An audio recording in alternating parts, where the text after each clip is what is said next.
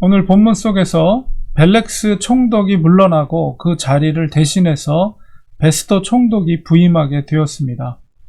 역사적으로 보면 베스도 총독은 비운의 정치인이었는데요. 지금 59년도에 이제 부임한 연도지만 불과 3년 후에 62년도에 그는 급사하게 됩니다.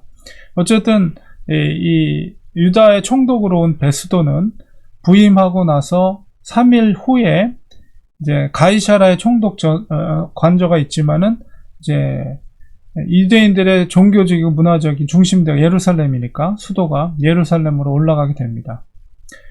그 총독들은 사실 예루살렘 도시를 별로 안 좋아했어요. 왜냐면 성전이 있긴 하지만은 로마인 입장에서는 날마다 거기서 제사와 짐승을 피비린내와 또 고기 타는 냄새, 짐승 그리고 많은 그 지저분한 그런 모습들에 대해서 로마인들은 별로 안 좋아했습니다. 그래서 일부러 관저를 당연히 그 수도였던 예루살렘이 있어야 되지만은 총독들은 예루살렘보다는 해안가에 있었던 지중해 해안가에 있었던 가이사랴를 선호했기 때문에 주로 행정적인 모든 시설들이 가이사랴에 위치해 있었고 이 총독들은 대부분이 예루살렘보다는 가이사랴에 거주하고 있었습니다.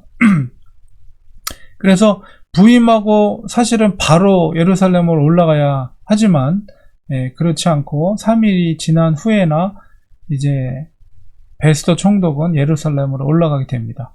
그러니까 2년 동안 벨렉스 총독 밑에서 2년 동안의 재판이 중지되어 있는 상태였는데 이제 새로운 총독이 오게 되면서 이제 가이사랴에 있었던 바울에 대한 재판을 다시 재개할 기회를 이제 유대인들이 갖게 된 거죠.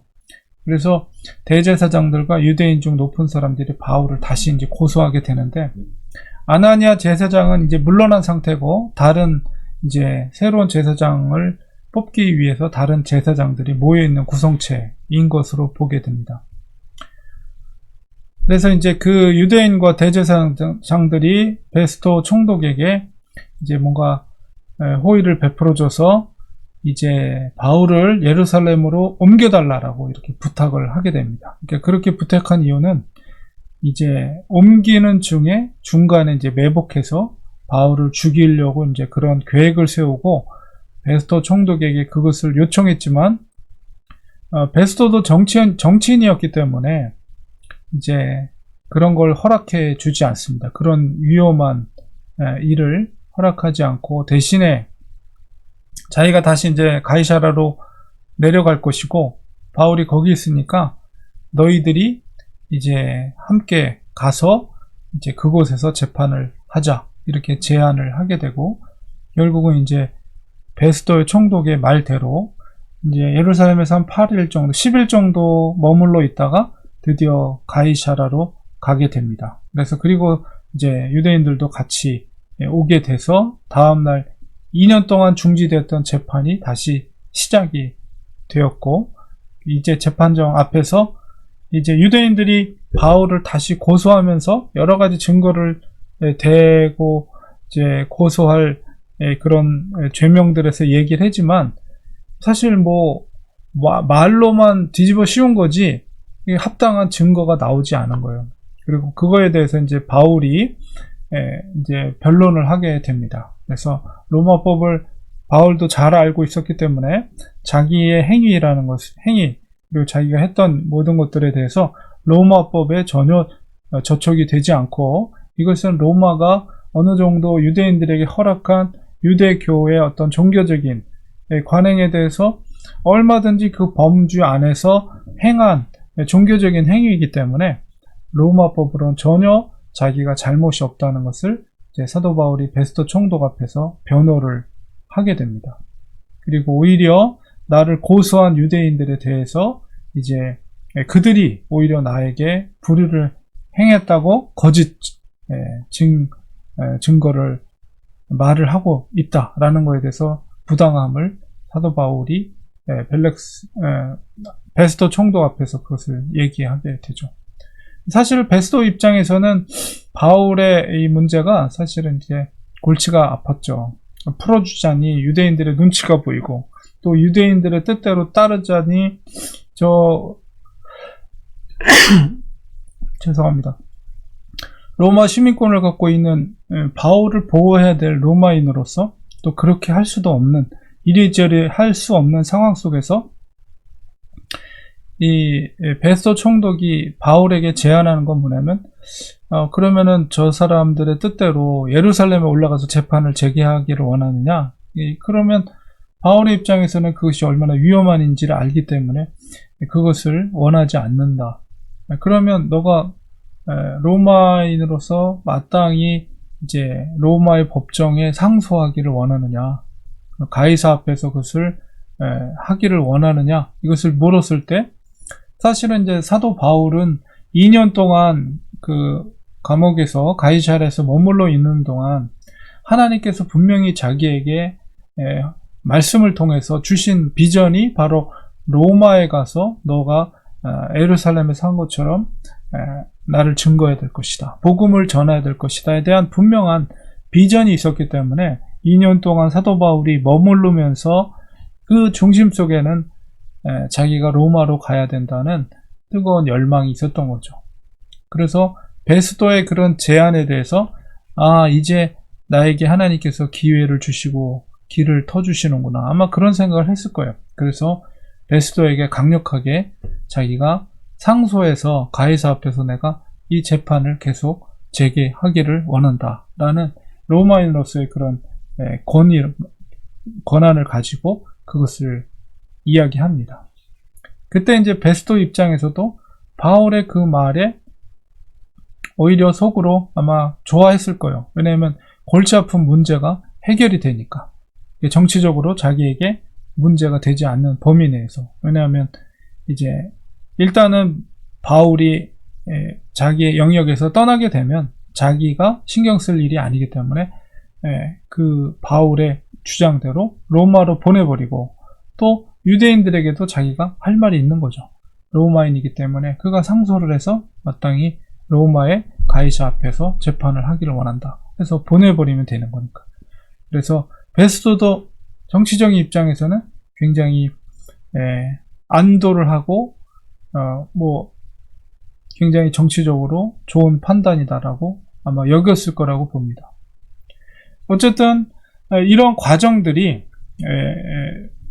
그 권력자들에 의해서 되어지는 것 같이 보이지만 바로 하나님께서 역시 벨렉스 앞에서 2년 동안 지켜주셨듯이 바로 베니스 총독을 통해서 하나님께서 바울을 로마로 이제 복음을 전하는 그 사명을 가지고 보내기 위한 하나님의 섭리라는 것을 우리가 깨닫게 됩니다.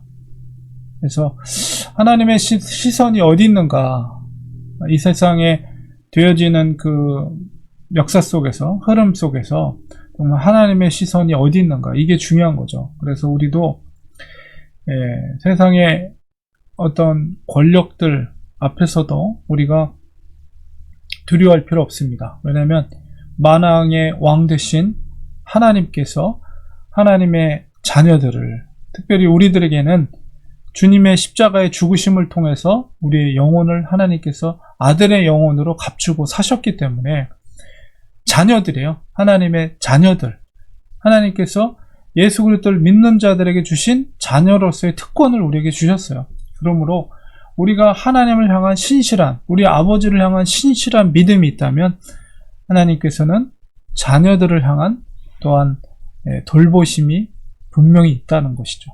그래서 어떤 상황 가운데 있을지라도, 어떤 어려움 가운데 있을지라도 우리의 하늘아버지 대신 하나님께서 자녀들을 지키고 돌보고 계신다. 어떤 누구보다도 하나님에 속한 백성들에게 하나님은 관심을 갖고 계신다는 믿음을 가지고 이 시대 속에서도 우리는 살아가야 됩니다.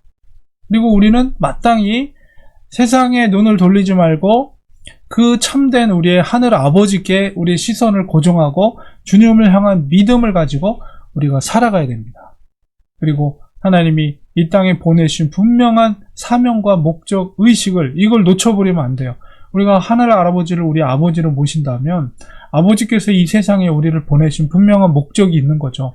그 사명을 위해서 살아가는 우리는 하늘 아버지의 사명자다. 이런 생각을 가지고 사도 바울이 하나님의 그 사명을 붙잡고 복음 전파를 위해서 그가 믿음의 길을 걸어갔듯이 우리들도 우리에게 맡겨진 십자가를 짊어지고 우리를 이 땅에 보내신 사명에 합당하게 이 땅에서 살아가는 것이 우리의 본분이다 라는 확신을 가지고 여러분 오늘 하루도 살아가시기를 간절히 축원드립니다.